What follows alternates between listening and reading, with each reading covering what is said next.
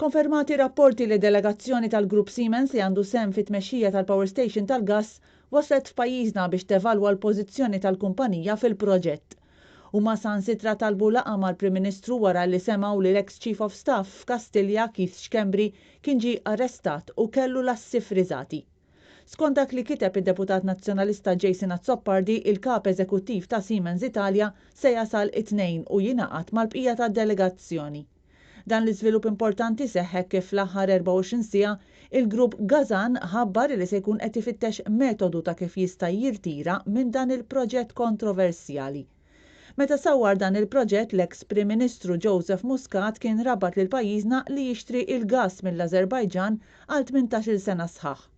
L-imprenditur Jorgen Fenech li hu akkużat b'kompliċità fl-assassinju ta' Daphne Caruana Galizia kien ukoll direttur tal-Electrogas bħala parti minn GEM Holdings magħmula minn Thomas Group u Gazan li għandhom sehem ta' 33.3% fil-proġett. Sokar, il-kumpanija tal-Gvern tal-Azerbajġan għandha wkoll 33.3% tal-proġett fil-waqt li Siemens għandha terz ieħor. Il-proġett tat-tanker tal-gass ilu xhur twal f'kontroversja minħabba l-allegazzjonijiet li għaddew miljuni f'17 Black, il-kumpanija sigrita ta' Jorgen Fenech.